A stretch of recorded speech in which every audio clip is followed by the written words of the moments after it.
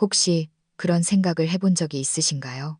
왜 어떤 노인들은 은퇴 후 시간이 지날수록 더 자유롭고 품위 있게 친구들에 둘러싸여 여유로운 삶을 누리는 반면 또 어떤 이들은 연금도 있고 자식도 있고 번듯한 집도 있었음에도 불구하고 삶이 엉망진창이 되어버리고 마는 것일까요? 집 안에서조차 투명 인간 취급을 받으면서 말입니다. 이 비극이 그저 자식들의 불효 때문만일까요? 오늘 이야기의 주인공은 66살의 김영숙 여사입니다. 그녀는 큰 병을 앓은 적도 없고 매달 300만 원이 넘는 넉넉한 교육 공무원 연금을 받았으며 서울 노른자 위 땅에 비싼 아파트까지 소유하고 있었습니다. 하지만 그녀는 노년에 반드시 지켜야 할 네 가지를 지키지 못한 탓에 결국 아들 집에 가장 춥고 어두운 방에 갇혀 처량한 나날을 보내게 되었습니다. 그녀가 도대체 무엇을 잃어버렸기에 신선이 내려와도 구제할 수 없다는 비참한 노년을 맞이하게 된 것일까요? 지금부터 들려드릴 이야기는 66살 김영숙 씨의 실제 경험담입니다. 이것은 소설이 아니라 현실이며 남의 이야기가 아닌 우리 모두에게 보내는 엄중한 경고입니다.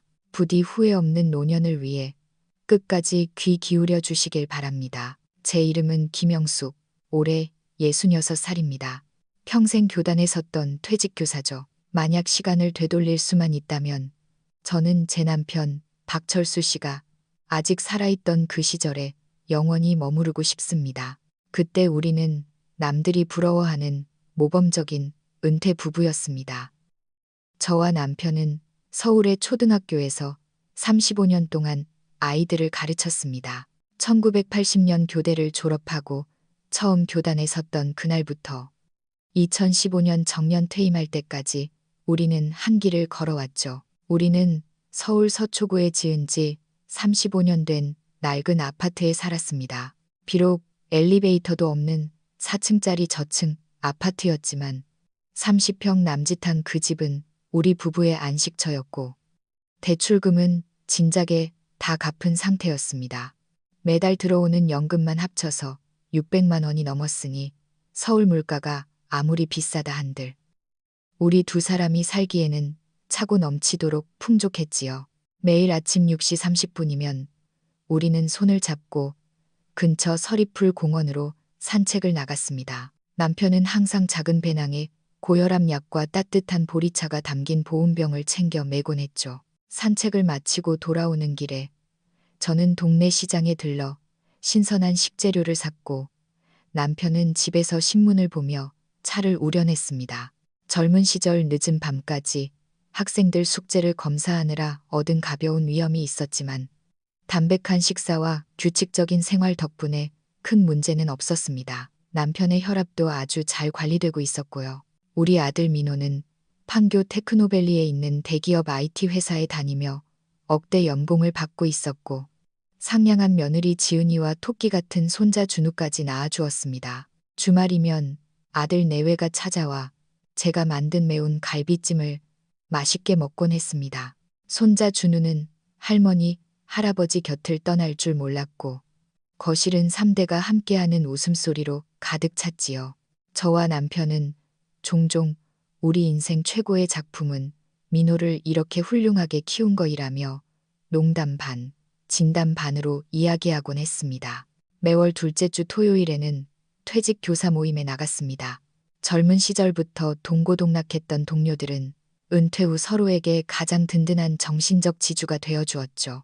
우리는 대학로 근처 맛집에서 푸짐한 한정식을 먹으며 각자의 은퇴 생활과 손주 자랑을 늘어놓았습니다. 봄에는 여의도로 벚꽃 구경을 가고 가을에는 북한산으로 단풍놀이를 갔습니다. 그때 찍은 사진들은 여전히 제 보물 상자에 고이 간직되어 있습니다.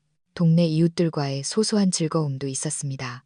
같은 동에 사는 부인들과 매주 수요일 오후면 경로당에 모여 점당 100원짜리 고스톱을 쳤습니다. 승패는 중요하지 않았습니다. 이 여사님은 직접 만든 식혜를 가져오고 최 여사님은 딸이 미국에서 보내준 영양제를 나눠주곤 했죠. 누군가 나를 챙겨주고 걱정해준다는 그 따뜻한 느낌이 제 삶을 충만하게 채워주었습니다. 남편은 주식 공부를 좋아했지만 천성이 신중한 사람이라 무리한 투자는 하지 않았습니다. 우리 나이엔 원금 지키는 게 최고야. 대박 꿈꾸지 말자라며 대부분의 돈을 은행 예금에 묶어두었죠. 가끔 삼성전자 주식을 조금 사서 수익이 나면 저를 데리고 신라 호텔 망고 빙수를 사주곤 했고, 이르면 수업료 냈다며 허허 웃어 넘기던 사람이었습니다. 2022년 봄은 유난히 아름다웠습니다. 우리는 벚꽃이 만개한 일본 교토로 여행을 갈 계획을 세웠습니다. 비행기표도 예매했고, 남편은 서점에서 일본어 회화책을 사서 매일 밤 저에게 서툰 일본어 연습을 시켰습니다. 영수가 우리 젊을 때 일하느라 못 다닌 거 이제 실컷 보러 다니자. 그렇게 말하며 아이처럼 들떠 있었죠. 하지만 운명은 2022년 3월 15일 그 평범했던 화요일 아침에 우리에게 날벼락을 내렸습니다. 평소처럼 아침을 준비하던 제게 남편은 먼저 씻겠다며 욕실로 들어갔습니다. 주방에서 보글보글 끓는 누룽지 소리와 욕실의 물소리가 어우러져 평화롭기 그지없던 아침이었습니다. 씻고 나서 은행에 들러 환전을 하자고 약속했었죠. 그런데 갑자기 물소리가 멈추더니 쿵 하는 둔탁한 소리가 들려왔습니다. 샴푸통이라도 떨어뜨렸나 싶어 여보, 괜찮아요? 라고 물었지만 대답이 없었습니다. 불길한 예감에 욕실 문을 벌컥 열었을 때 남편은 바닥에 쓰러져 있었고 얼굴은 이미 보랏빛으로 변해 있었습니다. 119에 전화를 거는 손이 너무 떨려 번호를 제대로 누르기조차 힘들었습니다. 구급차는 빨리 왔지만 의사 선생님은 고개를 저으셨습니다. 급성 심근경색, 손 쓸 틈도 없이 그렇게 허망하게 그는 떠났습니다. 병원 복도 의자에 멍하니 앉아 조금 전만 해도 여행 이야기를 하던 남편의 싸늘한 주검을 마주해야 했습니다. 아들 민호가 울먹이며 장례 절차를 밟고 며느리 지은이가 제 손을 잡고 우는 모습을 보며 비로소 실감이 났습니다. 나의 반쪽, 나의 박 선생님이 정말로 가버렸구나. 35년의 결혼 생활이 이렇게 끝이 났구나. 남편의 장례식은 제자들과 동료들 덕분에 성대하게 치러졌습니다. 다들 그가 좋은 사람이었다고 편안히 갔을 거라고 위로했지만 제 가슴속 뚫린 구멍은 메워지지 않았습니다. 남편이 떠나자 그의 연금은 유족연금으로 바뀌어 줄어들었고 제 수입은 반토막이 났습니다. 돈은 혼자 쓰기에 충분했지만 쓰나미처럼 밀려오는 고독감은 어쩔 도리가 없었습니다. 저녁에 TV를 보다가 재미있는 장면이 나와 고개를 돌리면 그곳엔 텅 빈 소파만이 저를 바라보고 있었으니까요. 민호는 효자였습니다. 매일 밤 전화를 걸어 안부를 물었고 며느리도 주말마다 손자를 데리고 찾아왔습니다. 하지만 그들은 그들만의 삶이 있었습니다. 저는 텅 빈 집에서 외로움과 싸워야 했죠. TV에서 3대가 함께 사는 화목한 가족 드라마를 볼 때면 저도 모르게 눈시울이 붉어지며 간절히 바랐습니다. 우리도 같이 살면 얼마나 좋을까. 그럼 이렇게 외롭지 않을 텐데. 매일 아침 손자의 밥을 챙겨주고 저녁이면 식탁에 둘러앉아 도란도란 이야기 나누는 삶. 그것이 제가 꿈꾸는 노년의 행복이라 생각했습니다. 하지만 그 아름다운 상상이 제 인생을 지옥으로 빠뜨리는 입구가 될 줄은 꿈에도 몰랐습니다. 남편이 떠나고 한 달 뒤 4월의 어느 날이었습니다. 아들 내외가 찾아왔습니다. 손자 준우가 할머니 보고 싶었어요 하며 품에 안기는데 얼어붙었던 마음이 사르르 녹아내리는 것 같았습니다. 며느리 지은이가 차를 내오며 조심스럽게 말을 꺼냈습니다.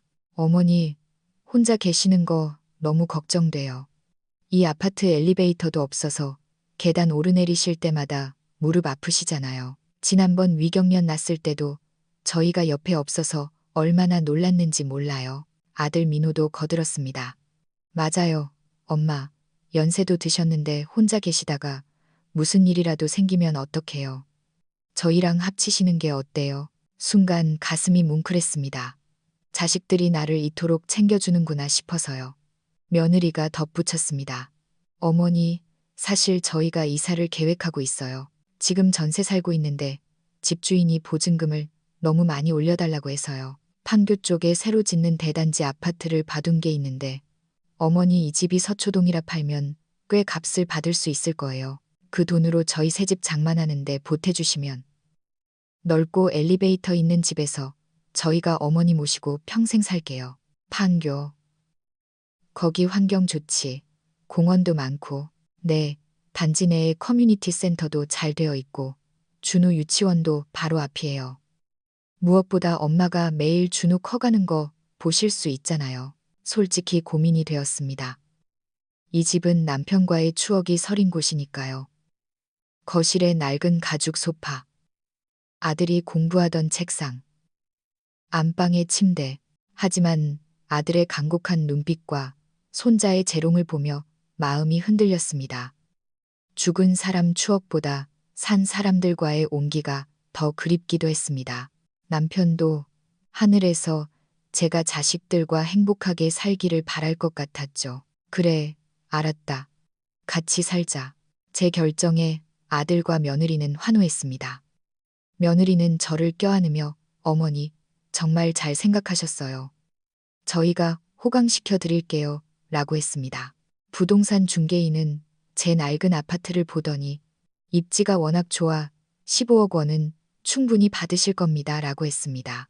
생각보다 큰 금액에 놀랐지만 아들은 그 돈이면 새 아파트 대출 없이 사고도 남아요. 남는 돈은 엄마가 관리하시면서 편하게 쓰세요. 라고 안심시켰습니다. 이사를 준비하며 짐을 정리하는데 눈물이 멈추지 않았습니다. 남편의 옷까지 30년 넘은 사진첩들. 새 아파트는 수납 공간이 부족하고 인테리어에 맞지 않는다며 며느리는 대부분 버리자고 했습니다. 어머니, 요즘은 다 스캔해서 파일로 보관해요. 먼지 쌓이는 앨범은 버리세요. 아버지 유품도 딱 필요한 시계랑 안경만 남기고 정리하죠. 정리라는 말이 칼처럼 가슴을 후벼 팠지만 저는 꾹 참고 남편의 물건들을 고물상 트럭에 실어 보냈습니다. 내 인생의 뿌리가 뽑혀나가는 기분이었습니다. 집을 파는 계약서에 도장을 찍던 날 저는 마음속으로 남편에게 빌었습니다. 여보, 미안해요. 우리 집을 팔아요. 15억 원이 넘는 돈을 손에 쥐었지만 기쁘지 않았습니다. 저는 이제 돌아갈 집이 없는 부평초 같은 신세가 되었으니까요. 판교의 새 아파트는 으리으리했습니다. 하지만 제게 배정된 방은 북향의 작은 방이었습니다. 원래 살던 안방은 남향이라 햇볕이 잘 들었는데 이 방은 하루 종일 어둑하고 창문을 열면 옆동 벽만 보였습니다.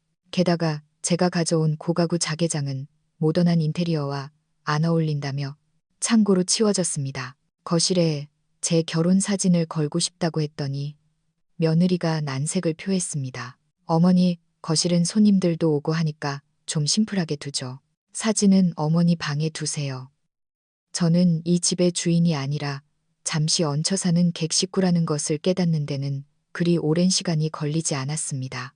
이사 온 지 2달 만에 건강에 적신호가 켜졌습니다. 저는 위장이 약해 아침에는 꼭 순궁이나 죽을 먹어야 속이 편한데 맞벌이하는 며느리는 아침마다 샌드위치나 토스트를 먹었습니다. 어머니, 바쁜데 그냥 이거 드세요.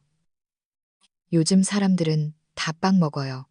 기름진 버터 냄새에 속이 울렁거렸지만 불평할 수 없어 억지로 먹어야 했습니다. 점심은 배달 음식, 저녁은 맵고 짠 외식 메뉴들. 제 위장은 비명을 질렀습니다. 아가, 내가 따로 죽이라도 좀 끓여 먹으면 안 될까? 하고 물었지만 며느리는 어머니, 오픈형 주방이라 냄새 배면 안 빠져요. 그리고 가스비도 많이 나오고요.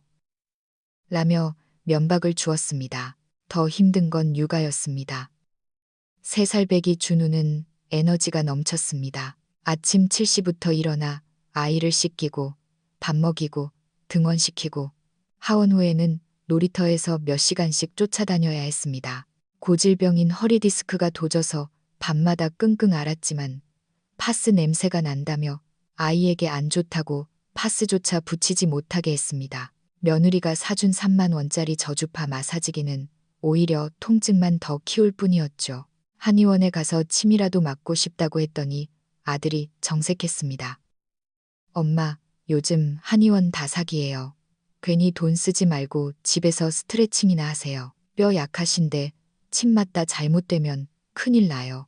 그때 깨달았습니다. 제 몸은 더 이상 제 것이 아니었습니다. 저는 그저 아이를 돌보는 기능을 가진 도구일 뿐이었습니다. 아파도 아프다고 말할 수 없는 감정이 거세된 도구 말입니다. 건강보다 더 비참한 것은 경제권의 상실이었습니다. 이사하고 얼마 후 아들이 진지하게 말했습니다. 엄마, 요즘 물가 오르는 거 아시죠? 연금 통장에 그냥 두면 돈 썩히는 거예요. 제가 금융권 친구들 통해서 수익률 좋은 상품에 투자해 드릴게요. 매달 용돈 넉넉히 드릴 테니 저한테 맡기세요. 집 한 돈 남은 것도 제가 잘 굴려 드릴게요. 저는 아들을 믿었습니다. 평생 교직에만 있어서 돈 불리는 건 잘 몰랐으니까요.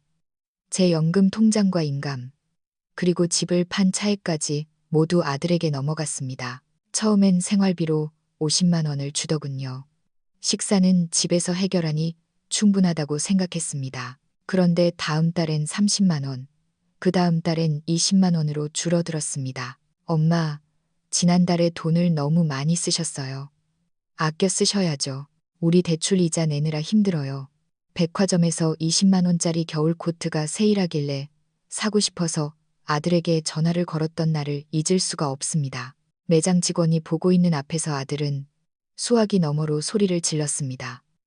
엄마, 지금 집안 형편 뻔히 아시면서 20만 원짜리 옷을 사시겠다고요? 그냥 있는 거 입으세요. 얼굴이 화끈거려 쥐구멍에라도 숨고 싶었습니다. 내 평생 번 돈, 내 집 한 돈이 다 어디 가고 옷 한 벌 사는데 아들 허락을 받아야 하는 처지가 되었나 싶어 눈물이 핑 돌았습니다. 친구들과의 만남도 끊겼습니다. 어머니, 오늘 준우 봐주셔야 하는데 어딜 가세요? 어머니, 요즘 노인들 상대로 사기꾼 많아요. 밖에서 함부로 누구 만나지 마세요. 매월 나가던 교사 모임도 친구들과의 수다도 모두 옛일이 되었습니다. 가끔 친구에게 전화가 오면 며느리가 귀를 쫑긋 세우고 듣는 통에 마음 편히 하소연도 할 수 없었습니다. 잘 지내, 아들 내가 참 잘해줘. 거짓말만 늘어놓다 전화를 끊고 나면 칠흑 같은 외로움이 밀려왔습니다. 그러던 어느 날 결정적으로 제 마음이 무너져 내린 사건이 있었습니다. 아들 회사 동료들이 집들이를 온 날이었습니다. 며느리는 저보고 어머니는 옷차림도 남루하니 방에 계세요. 라고 했습니다. 방 안에 갇혀 거실에서 들려오는 그들의 대화를 듣게 되었습니다. 야, 민호야, 너 진짜 부럽다. 어머니가 애 다 봐주시지? 그럼 우리 엄마가 우리 집 최고의 자산이지. 며느리의 목소리가 들렸습니다. 술 기운이 섞인 목소리였습니다. 생각해봐요. 어머니 연금 매달 300만 원 나오죠. 입주 도움 있으면 월 300은 줘야 하는데 그거 굳죠.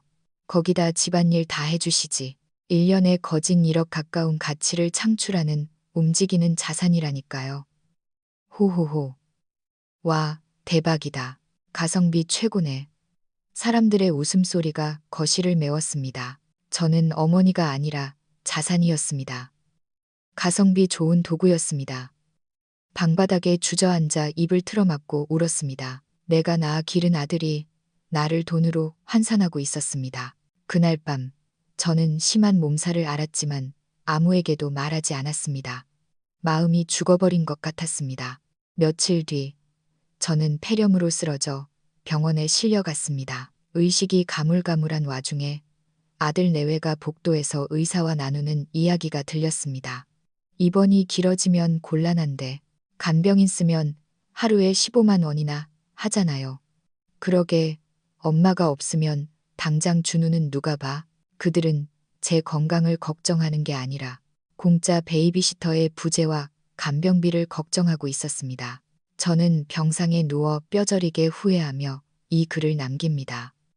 저와 같은 실수를 반복하지 마시라고 피를 토하는 심정으로 전합니다. 은퇴한 여러분, 제발 이 4가지는 목숨처럼 지키십시오. 첫째, 내 집을 지키십시오.